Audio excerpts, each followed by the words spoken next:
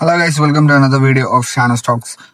എല്ലാ ദിവസവും വീട്ടിന്റെ അകത്ത് തന്നെ ഇരുന്ന് വീഡിയോ ചെയ്ത് അടിച്ചു. അതുകൊണ്ട് ഇന്ന് വീട്ടിൽ നിന്നൊരു ദിവസം ആയതുകൊണ്ട് വണ്ടി എടുത്തുകൊണ്ടിരുന്ന് വണ്ടിക്കകത്തിരുന്ന് വീഡിയോ ചെയ്യാന്ന് വിചാരിച്ചു.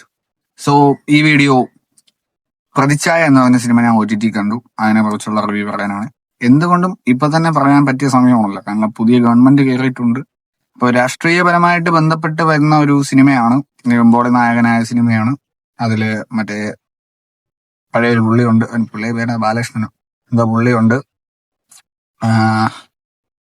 അപ്പോ ഒരുപാട് വലിയ കാസ്റ്റും കാര്യമൊന്നുമില്ല. സായികുമാർ, നിവിൻ പോളി, മറ്റേ ബാലകൃഷ്ണനോ അങ്ങനെ എന്തോ, ബാലകൃഷ്ണൻ എന്നാന്ന് തോന്നുന്നു. ആ പുള്ളിയുണ്ട്, പഴയ ഒരു പുള്ളിയാണ്. അങ്ങനെ അത്യാവശ്യം വേണ്ട വളരെ കുറച്ച് ആൾക്കാരെ വെച്ചിട്ട്, പിന്നെ ആനഗസ്റ്റിനുണ്ട്, വില്ലൻ ഷറഫുദ്ദീൻ ആണ്. അപ്പോ നമുക്ക് OTTയിൽ കണ്ട പ്രതിച്ഛായയുടെ സ്പോയിലറൊക്കെ പറഞ്ഞ് ഒരു റിവ്യൂ ചെയ്യാം. വണ്ടിക്കകത്താണ് പുറത്താണ് എനിക്ക് ലൈറ്റിങ്ങിന്റെ കുറച്ച് വിഷയമുണ്ട്. കാരണം എന്ന് വെച്ച് കഴിഞ്ഞാൽ ഇവിടെ നിന്നൊരു വെട്ടം വരുന്നുണ്ട്. ഞാൻ ഇങ്ങനെ മറഞ്ഞു നിന്നാലേ ആ വെട്ടം ഒന്നും ഇതായിട്ട് പോകത്തുള്ളൂ. ഇനി എഡിറ്റ് ചെയ്യണ സമയത്ത് എന്തെങ്കിലുമൊക്കെ റെഡിയാക്കണം. അപ്പൊ നമുക്ക് കൂടുതൽ സംസാരിക്കണ്ട, വീഡിയോ ആയിട്ട് സ്റ്റാർട്ട് ചെയ്യാം. പ്രതിച്ഛായ ഒരു പൊളിറ്റിക്കൽ സ്റ്റോറി ആണ് സാധനം. ഞാൻ കൈ പിടിച്ചേക്കണം, സ്റ്റാൻഡും കാര്യമൊന്നുമില്ല. അതുകൊണ്ട് ചിലപ്പോൾ ചെറിയ കുലുക്കങ്ങളൊക്കെ വരും, അഡ്ജസ്റ്റ് ചെയ്യുക. കണ്ടോ, വെള്ളമൊക്കെ കാണുന്നുണ്ടോ? അപ്പൊ പ്രതിച്ഛായ എന്ന് പറഞ്ഞ സിനിമ ഒരു പൊളിറ്റിക്കൽ മൂവിയാണ്, ഒരു പൊളിറ്റിക്കൽ സാധനമാണ് എന്ന് നമ്മൾ വിചാരിക്കും. പക്ഷേ ഡീപ്പ് ഇൻസൈഡ് അതൊരു പൊളിറ്റിക്കൽ മൂവി അല്ല. പൊളിറ്റിക്കൽ മൂവിയേക്കാൾ ഉപരി മീഡിയക്ക് നമ്മുടെ പൊളിറ്റിക്കൽ കാര്യങ്ങളിലുള്ള ഇൻഫ്ലുവൻസ്, അതെങ്ങനെ ചെയ്യാം, ഒരു കോർപ്പറേറ്റ് ഹാൻഡിൽ ചെയ്യുന്ന മീഡിയാസ്, അതിനെന്തെല്ലാം ആക്സസ് ഉണ്ട്, എന്തെല്ലാം അതിന് മാറ്റം കൊണ്ടുവരാൻ പറ്റും, എന്തൊക്കെ കൺട്രോൾ ചെയ്യാൻ പറ്റും. പിന്നെ ഇന്റർനെറ്റ് എന്ന് പറയുന്ന സാധനം, നമ്മുടെ ഡേറ്റ കളക്ഷൻ, വൈഫൈ എന്ന് പറയുന്ന സാധനത്തിനെയൊക്കെ എത്രത്തോളം ഇമ്പോർട്ടന്റ് ആണ്, എങ്ങനെ അത് നമ്മളെ ലൈഫിൽ ബാധിക്കും എന്നൊക്കെ ഉള്ള ഒരു കാര്യം ഡീറ്റെയിൽ ആയിട്ട് അല്ലെങ്കിൽ പോലും ചെറുതായിട്ടൊന്ന് എക്സ്പ്ലെയിൻ ചെയ്യാൻ, അതിൻ്റെയൊക്കെ പ്രശ്നതലങ്ങളൊക്കെ ഒന്ന് പറഞ്ഞ് റെഡിയാക്കാനായിട്ട് ശ്രമിക്കുന്ന ഒരു മൂവിയാണത്. ഒറ്റനോട്ടത്തിൽ നമ്മൾ നോക്കുമ്പോൾ നിവിൻ പോളിയുടെ അച്ഛൻ CM ആണ്, ബ്രദർ MP ആണ്.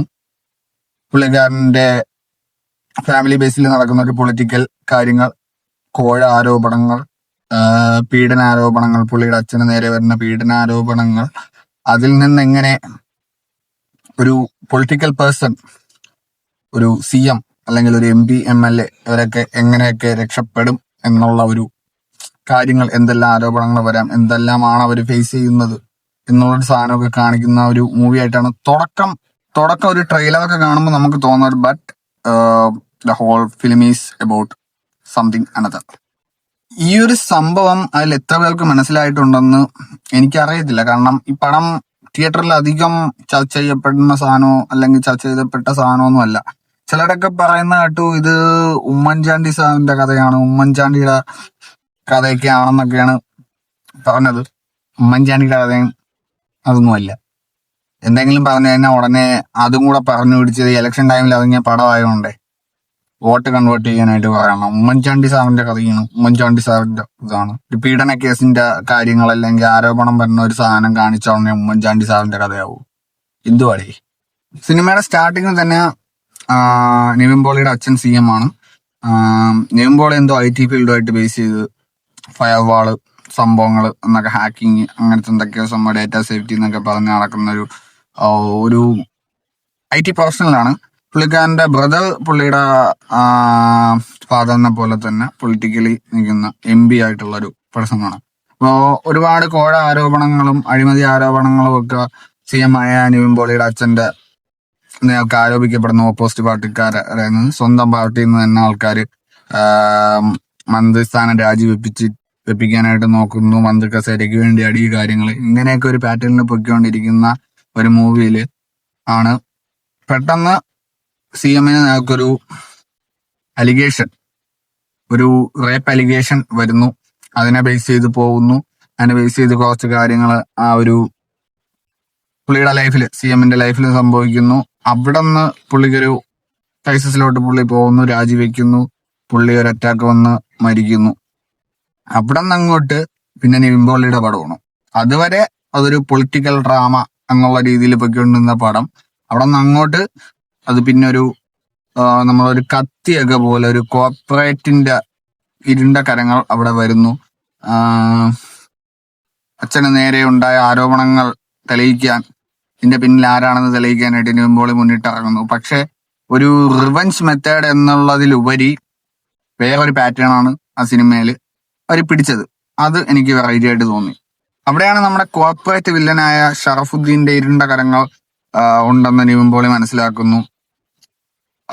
പുള്ളി മുമ്പ് പലതവണയായിട്ട് നിവിൻ പോളിയുടെ അച്ഛനുമായിട്ട് ഇൻവോൾവ്മെന്റിൽ വന്നിരുന്നു. അപ്പൊ പുള്ളി ആയിരിക്കും അതിന്റെ ബാക്കിൽ എന്നുള്ള ഒരു ഡൗട്ട് വരുന്നു. ഇങ്ങനെ പോകുന്നു. ലാസ്റ്റ് അച്ഛന്റെ നിരപരാധിത്വം കാര്യങ്ങളൊക്കെ തെളിയിക്കുന്നു. Okay, that's okay. ബട്ട് ഇതിൽ ലോജിക്കലി കുറച്ച് ചിന്തിച്ചു കഴിഞ്ഞാൽ അതിൽ ഷറഫുദ്ദീന്റെ ഒരു ബാക്ക് സ്റ്റോറി പറയുന്നുണ്ട്. പട്ടിണി കിടന്നിട്ടുണ്ട്, ഭയങ്കര ക്രൈസിസിലായിരുന്നു. പിന്നെ ക്ലൈമാക്സിൽ ഒരു വെല്ലുവിളി സംഭവങ്ങളൊക്കെ ഉണ്ട്. ഷറഫുദ്ദീന്റെ ഒരു സെക്കൻഡ് പാർട്ട് കൊണ്ടുവരണക്കത്തെ ഒരു വെല്ലുവിളി സംഭവങ്ങളും കാര്യങ്ങളൊക്കെ ഉണ്ട്. അല്ലെ ലോജിക്കലി ചോദിക്കുകയാണെന്നുണ്ടെങ്കിൽ ഇത്രയും കഷ്ടപ്പെട്ട് നിൽക്കുന്ന ഷറഫുദ്ദീൻ എങ്ങനെയാണ് ഒരു $600 മില്യൺ ആസ്തിയുള്ള ഒരു കമ്പനിയുടെ ഓണമൊക്കെ ആവുന്ന ഒരു മൾട്ടി ബില്യണിയർ കോർപ്പറേറ്റ് മാനായിട്ട് എങ്ങനെ മാറുന്നു എന്നുള്ളതൊക്കെ ലോജിക്കലി നമ്മൾ ആലോചിച്ച് കഴിഞ്ഞാൽ എന്തുവാടെന്ന് തോന്നും. കാരണം എന്ന് വെച്ചാൽ ഒന്നുമില്ലായ്മയെന്ന് അങ്ങനെ കയറുന്ന ഒരാൾക്ക് ഒരു $600 മില്യൺ ആസ്തിയുള്ള ഒരു കമ്പനിയുടെ മുതലാളിയൊക്കെ ആവുമെന്നൊക്കെ പറഞ്ഞു കഴിഞ്ഞാൽ ദാറ്റ്സ് ഇമ്പോസിബിൾ. അല്ലെങ്കിൽ എന്തെങ്കിലും വലിയ വലിയ കാര്യങ്ങൾ ചെയ്യണം. എന്ത് കാര്യങ്ങൾ ചെയ്തിട്ടാണ് ഇങ്ങനെയൊക്കെ ആവുന്നതെന്നൊന്നും കാണിക്കുന്നില്ല. ബട്ട് ബൈ ആക്ടിങ് നോക്കുകയാണെന്നുണ്ടെങ്കിൽ നിവിൻ പോളിയുടെ കാര്യം ചെയ്തിട്ടുണ്ട്. But Sharafudheen was awesome. പുള്ളി ഒരു കോർപ്പറേറ്റ് വില്ലനായിട്ട് കത്തി നിപ്പുണ്ട്. പുള്ളി അങ്ങ് തൂക്കി. സിനിമയിൽ പുള്ളിയാണ് തൂക്കിയിട്ടുള്ളത്, വേറെ ആരും അങ്ങനെ തൂക്കി എന്നൊന്നും പറയാനായിട്ടൊന്നും ഇല്ല. പുള്ളി അങ്ങ് നല്ല അടിച്ച് തിമിർത്ത് വെച്ചിട്ടുണ്ട് പുള്ളിയുടെ ഓട്. അപ്പൊ അത് കഴിഞ്ഞിട്ട് ക്ലൈമാക്സിലൊക്കെ ഒരു വെല്ലുവിളിയും കാര്യമായിട്ടൊക്കെ പറയുന്നുണ്ട്. സംഭവം എന്താണെന്ന് വെച്ച് കഴിഞ്ഞാൽ ആദ്യമായിട്ട് എന്നെ അറസ്റ്റ് ചെയ്യുന്നത് മുംബൈയിൽ വെച്ചാണ്. ആ സമയത്ത് ഒരു ന്യൂസ് ചാനലാണ് ആ വാർത്ത ആദ്യം കവർ ചെയ്യുന്നത്. ഞാൻ ജയിലിൽ നിന്ന് ഇറങ്ങിയ ശേഷം മീഡിയ ഞാനങ്ങ് വാങ്ങി എന്നൊക്കെ പറയുന്ന അങ്ങനത്തെ ഒരു മാസ വെല്ലുവിളിയും കാര്യങ്ങളും. പുള്ളി ഒരു കോർപ്പറേറ്റ് വില്ലനായിട്ട് വില്ലൻ ആ ഒരു പാറ്റേണിൽ ഷറഫുദ്ദീൻ നല്ല കിടിലായിട്ട് ചെയ്തു വെച്ചിട്ടുണ്ട്. ഇനി നമുക്ക് ഇതിന്റെ ഒരു കോസ് ആണ് ഇതിലോട്ട് പോവാം. എല്ലാരും മെയിനായിട്ട് ഈ സിനിമ ഫോക്കസ് ചെയ്യുന്നത് എന്താണെന്ന് വെച്ച് കഴിഞ്ഞാൽ എല്ലാരും വിചാരിച്ചിരുന്നത് പൊളിറ്റിക്കൽ ഡ്രാമ ആയിട്ടാണ് വിചാരിച്ചിരുന്നത്. പക്ഷെ അങ്ങനെയല്ല. ഒരു കോർപ്പറേറ്റിന്റെ കയ്യിൽ, അല്ലെങ്കിൽ കോർപ്പറേറ്റ് നമ്മുടെ ഗവൺമെന്റായിട്ട് കുറെ ഡീൽസ് വെക്കുന്നുണ്ട്, ഇപ്പൊ തന്നെ വെക്കുന്നുണ്ട്. അത് ഒരു കോർപ്പറേറ്റിന്റെ കയ്യിൽ ഗവൺമെന്റ് ഒരു ഡീല് സൈൻ ചെയ്ത് കൊടുക്കുന്ന ടൈമില് അവർക്ക് എന്തെല്ലാം ആക്സസ് കിട്ടും. അപ്പൊ ഈ സിനിമയിൽ അവർ പറയുന്നത് ഷറഫുദ്ദീൻ കൊണ്ടുവരാൻ നോക്കുന്ന സാധനം എന്താണെന്ന് വെച്ച് കഴിഞ്ഞാൽ എല്ലാ വീട്ടിലും ഫ്രീ വൈഫൈ, ഫ്രീ ഇന്റർനെറ്റ് എന്ന് പറഞ്ഞ സാധനം കൊണ്ടുവരാനാണ് ഷറഫുദ്ദീൻ നോക്കുന്നത്. അങ്ങനെ ഒരു ഡീലുമായിട്ടാണ് ഗവൺമെന്റിനെ ഷറഫുദ്ദീൻ സമീപിക്കുന്നത്. അപ്പൊ ഷറഫുദ്ദീൻ അങ്ങനെ ഈ ഒരു ഡീലുമായിട്ട് സമീപിക്കുന്ന സമയത്ത് ഓൾറെഡി ഇത് ആദ്യം സമീപിക്കുന്ന നിവിൻ പോളിയുടെ അച്ഛനെയാണ്. അപ്പൊ നിവിൻ പോളിയുടെ അച്ഛൻ IT കാര്യമായിട്ട് ബേസ് ചെയ്ത സാധനമായിരുന്നു. നിവിൻ പോളിയായിട്ട് ഈ സാധനം ഡിസ്കസ് ചെയ്ത സമയത്ത് നിവിൻ പോളി പറയുന്നുണ്ട് ഇത് ഉടായിപ്പാണ്, മറ്റാണ്, മറിച്ചാണെന്ന് പറയുന്നത്. അപ്പൊ അതിൽ നിവിൻ പോളിയുടെ ഡയലോഗ് വന്നുണ്ട്, ഈ ഒരു ഡീല് നമ്മുടെ നാട്ടിൽ കൊണ്ടുവന്നു കഴിഞ്ഞാൽ നമ്മുടെ നാട്ടിലുള്ള ആൾക്കാർ എന്ത് മരുന്ന് വരെ കഴിക്കണം എന്നുള്ള കാര്യം ഈ കമ്പനി ആയിരിക്കും തീരുമാനിക്കുന്നത്. അതായത് ജസ്റ്റ് നമുക്ക് അതിന്റെ ഒരു സാധനം, ഒരു ഇങ്ങനത്തെ ഒരു സംഭവങ്ങൾ ഈ ഗവൺമെന്റ് എല്ലാം പ്രൈവറ്റൈസേഷൻ നടത്തുമ്പോൾ, അല്ലെങ്കിൽ കുത്തക കമ്പനികൾക്ക് ഗവൺമെന്റ് സെക്ടറിൽ വിൽക്കുമ്പോൾ, അല്ലെങ്കിൽ പുതിയ പുതിയ ഡീലും കാര്യങ്ങളും എന്തെങ്കിലും എസ്റ്റാബ്ലിഷ് ചെയ്യാനായിട്ട് പ്രൈവറ്റ് കമ്പനീസിനെ ആശ്രയിക്കുന്ന ടൈമിൽ ഉണ്ടാവുന്ന കാര്യമാണ്. അതിൽ ഡേറ്റ എന്ന് പറഞ്ഞ സാധനം, നമ്മുടെ ഡേറ്റ ഏത് കമ്പനിയുടെ കയ്യിലിരിക്കുന്നോ അവർക്ക് അതിന്റെ ആക്സസ് ഉണ്ടെങ്കിൽ അത് വെച്ച് അവർക്ക് എന്ത് വേണോ ചെയ്യാം. എക്സാമ്പിൾ, ഇപ്പൊ ആ സിനിമയിൽ കാണിക്കുന്ന ഒരു ഫ്രീ ഇന്റർനെറ്റ് എല്ലാ വീട്ടുകാർക്കും കൊടുക്കുകയാണ്. അപ്പോൾ അവർക്ക് നമ്മുടെ ഓരോ വീട്ടിലും ആക്സസ് വരുന്നുണ്ട്. ഈ ആക്സസ് വരുന്ന സമയത്ത് നമുക്കിപ്പോൾ ഒരു പനിയോ എന്തെങ്കിലും സാധനത്തിനെ കുറിച്ച്, നമുക്ക് എന്തെങ്കിലും ഒരു അസുഖത്തിനെ കുറിച്ച്, അതിന്റെ മെഡിസിനെ കുറിച്ച് നമ്മൾ അറിയണം. നമ്മൾ അതിനെക്കുറിച്ച് ടൈപ്പ് ചെയ്യുന്ന സമയത്ത് അവർക്ക് നമ്മുടെ ഡിവൈസും കാര്യങ്ങളുമായിട്ട് വൈഫൈ ഇന്റർനെറ്റ് വഴിയൊക്കെ ആക്സസ് നമ്മളെ കിട്ടുന്നുണ്ടെങ്കിൽ അവർ കാണിക്കുന്ന, അല്ലെങ്കിൽ അവർ നമ്മളെ ഫോണിന്റെ സ്ക്രീനിലേക്ക് എത്തിച്ച് തരുന്ന മരുന്ന്, ആ ഒരു സാധനം മാത്രമേ നമ്മൾ കാണത്തുള്ളൂ. നമ്മൾ അത് തന്നെ കൂടുതൽ വാങ്ങിക്കാൻ ശ്രമിക്കും. അത് വാങ്ങിക്കുന്ന സമയത്ത് അവർ ചിലപ്പോൾ ഈ കാണിക്കുന്ന മരുന്നും ആ മരുന്ന് കമ്പനി ചിലപ്പോൾ അവരുടേതായിരിക്കും, അവരുമായിട്ട് ലിങ്ക് ഉള്ളതായിരിക്കും. അവിടെ അവരുടെ ബിസിനസ് നടക്കുകയാണ്. അതായത് നമ്മൾ എന്ത് ചിന്തിക്കണം, അല്ലെങ്കിൽ നമ്മൾ എന്ത് ചെയ്യണം എന്ന് നമ്മളെ കൺട്രോൾ ചെയ്യുന്ന ഒരു ലെവലിലോട്ട് കാര്യങ്ങൾ പോകും എന്നാണ് ഈ ഒരു സിനിമ ആ ഒരു ഒറ്റ 2 ഡയലോഗ് കൊണ്ട് നിവിൻ അതിൽ പറയുന്നത്. മീഡിയയുടെ കേസാണ് സംസാരിക്കുന്നത്. ഒരു മീഡിയ ചാനൽ അല്ലെങ്കിൽ മീഡിയക്ക്, സോഷ്യൽ മീഡിയ ആയിക്കോട്ടെ, മറ്റ് TV ചാനലോ കാര്യങ്ങളോ ആയിക്കോട്ടെ, അവർക്ക് ഭരിക്കുന്ന ഒരു പൊളിറ്റിക്കൽ പാർട്ടിയെ കാട്ടി അല്ലെങ്കിൽ ഭരണത്തിൽ ഇരിക്കുന്ന ഒരു പാർട്ടി അല്ലെങ്കിൽ നമ്മുടെ ഭരണ സമ്പ്രദായത്തെ കാട്ടിയും എത്രത്തോളം പവർ ഉണ്ട് ഒരാളെ വാനോളം പുകഴ്ത്താനും ആരാധിക്കപ്പെടേണ്ട ഒരാളായിട്ട് മാറ്റാനും അതേപോലെ അവരുടെ മുഖത്ത് ചെളിവാരി എറിയാനും അറ്റ് എ ടൈം മീഡിയക്ക് സാധിക്കും. മീഡിയ എന്ന് പറയുന്ന ഒരു സാധനത്തിന് ഉള്ള ഒരു ഇൻഫ്ലുവൻസ്, പവർ അത് എത്രത്തോളം ഉണ്ടെന്നൊക്കെ കാണിക്കാനായിട്ടും കൂടെ ഈ സിനിമ മാക്സിമം ശ്രമിച്ചിട്ടുണ്ട്. അപ്പോ the whole part is the movie was good. ചെറിയ ചെറിയ ലോജിക്കൽ ഫാക്ട്സ് ഒഴിച്ചു കഴിഞ്ഞാൽ പടം അടിപൊളിയാണ്. സത്യം പറഞ്ഞു കഴിഞ്ഞാൽ ആ സമയത്ത് ഇതിന്റെ കൂടെ ഇറങ്ങിയ മറ്റ് പടങ്ങളെക്കാട്ടിയും എന്തുകൊണ്ടും നല്ലൊരു സ്റ്റോറി ലൈനും കാര്യങ്ങളും കൂടെ അത്യാവശ്യം നല്ലപോലെ ഓടേണ്ടിയിരുന്ന ഒരു പടമാണ്. പക്ഷെ അധികം ആൾക്കാർക്ക് ഇപ്പൊ സത്യം പറഞ്ഞു കഴിഞ്ഞാൽ സിനിമ കാണാൻ ആൾക്കാർക്ക് ലോജിക്ക് വേണമെന്ന് വെച്ചാൽ ലോജിക്ക് വേണം, ആക്ഷൻ വേണമെന്ന് വെച്ചാൽ ആക്ഷൻ വേണം, കോമഡി വേണമെന്ന് വെച്ചാൽ കോമഡി വേണം, മാസ് വേണമെന്ന് വെച്ചാൽ മാസ് വേണം, കഥ വേണമെന്ന് വെച്ചാൽ കഥ വേണം. പക്ഷെ ഇത് ഏതെങ്കിലും ഒന്നിലോട്ട് പടം ചുരുങ്ങി പോയി കഴിഞ്ഞാൽ മറ്റേ ഒരു സാധനം ഇല്ലാന്നും പറഞ്ഞ് ഇവര് ആ പടത്തിനെ ഡിഗ്രേഡ് ചെയ്ത് കളയും. അതാണ് ഇപ്പോഴത്തെ നമ്മുടെ നാട്ടിലെ ഒരു സിനിമ, മൊത്തത്തിലുള്ള ഒരു സിനിമ കാണുന്ന ആൾക്കാരുടെ ഒരു പ്രവണത അതാണ്. എല്ലാം വേണം, പക്ഷെ ഏതെങ്കിലും ഒന്നിനെ ഒരു തീം ബേസ് ചെയ്ത് പോയി കഴിഞ്ഞാൽ മറ്റു സാധനങ്ങൾ ഇല്ല എന്ന് പറഞ്ഞ് പടത്തിനെ അങ്ങ് വല്ലാതെ ഇറങ്ങുന്ന പടങ്ങളെ ഭയങ്കരമായിട്ട് അങ്ങ് ഡീഗ്രേഡ് ചെയ്ത്. അത് എന്തിനാണ് എന്ന് ചോദിച്ചു കഴിഞ്ഞാൽ എനിക്കറിയത്തില്ല. എല്ലാം വേണം, പക്ഷെ ഏതെങ്കിലും ഒന്നിനെ ബേസ് ചെയ്ത് അതിന് ഇമ്പോർട്ടൻസ് കൊടുത്ത് പോയി കഴിഞ്ഞാൽ മറ്റേ സാധനം ഇല്ലടേ എന്ന് പറയും. ഇനി ഒന്നും ഇല്ല എന്നുണ്ടെങ്കിൽ ലോജിക്ക് ഇല്ല എന്ന് പറയും. പക്ഷെ ഇതേ ആൾക്കാർ തന്നെ പിന്നെ അതിനെക്കാട്ടിയും ലോജിക്ക് ഇല്ലാത്ത ഏതെങ്കിലും ഒരു മൂഞ്ചിയ പടം കാണുമ്പോൾ ഭയങ്കരമായിട്ട് പൊക്കി പിടിച്ചുകൊണ്ട് കിടക്കുകയും ചെയ്യും. എന്താണ് നമ്മുടെ നാട്ടിലുള്ള ആൾക്കാരെ പ്രശ്നം എന്ന് ഇനി സത്യം പറഞ്ഞാൽ അവനൂടാ. ഇതൊക്കെ നല്ലപോലെ ഓടേണ്ടിയിരുന്ന പടമാണ്, നല്ല പടമാണ്, നല്ല സ്റ്റോറി ലൈനും കാര്യങ്ങളൊക്കെ ഉള്ള പടമാണ്. പക്ഷേ അല്ല, ആരും ഒന്നും വലുതായിട്ട് ചർച്ച ചെയ്തേം ഇതൊന്നുമില്ല. അതിനെ കുറിച്ച് ഭയങ്കര ഇതൊന്നും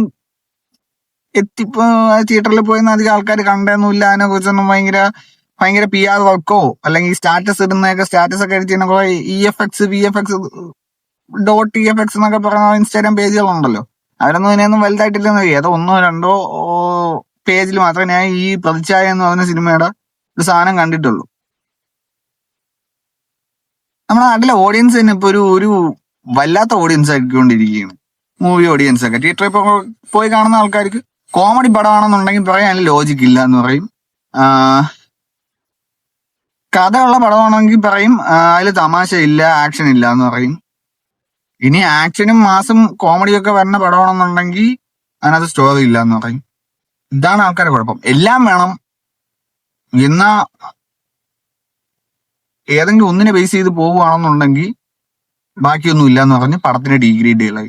ഇതാണ് ഇപ്പോഴത്തെ ആൾക്കാരെ കുഴപ്പം. അപ്പോ പ്രതിച്ഛായ എന്ന് പറഞ്ഞ സിനിമ എനിക്ക് ഓൾറൗണ്ട് ഇഷ്ടപ്പെട്ടു. ചെറിയ കുറച്ച് ലോജിക്കൽ അല്ല, അതിൻ്റെയൊക്കെ ഒരു എങ്ങനെ എത്തിപ്പെട്ടു എന്നുള്ളതൊക്കെ കുറച്ചുകൂടെ കാണിക്കാമായിരുന്നു എന്നൊരു അഭിപ്രായമുണ്ട്. എന്റെ അഭിപ്രായമാണ്. ബട്ട് ബാക്കി ആ സമയത്ത് ഇറങ്ങിയ പടങ്ങളെക്കാട്ടിയും ഒരുപാട് മെച്ചപ്പെട്ട ഒരു പടമാണ്. നല്ല സ്റ്റോറി ലൈൻ ഉണ്ട്, നല്ല കഥ ഉണ്ട്, ഒരു വെറൈറ്റി പാറ്റേൺ ആണ് പിടിച്ചേക്കുന്ന. സാധാരണ ഉള്ളൊരു പൊളിറ്റിക്കൽ ഡ്രാമ അല്ലെങ്കിൽ പൊളിറ്റിക്സിനെ ബേസ് ചെയ്ത് പോകുന്ന പടങ്ങളെക്കാട്ടിയും നല്ലൊരു പടമായിട്ടാണ് എനിക്ക് ഫീൽ ചെയ്തത്. അപ്പോൾ പ്രതിച്ഛായ എന്ന് പറഞ്ഞ മൂവിനെ കുറിച്ചുള്ള എന്റെ ഒരു റിവ്യൂ ഇത്രേ ഉള്ളൂ. അടുത്ത അതിരടിയുടെ റിവ്യൂ ആയിട്ട് വരാം. See you in the next video. Until then, bye bye.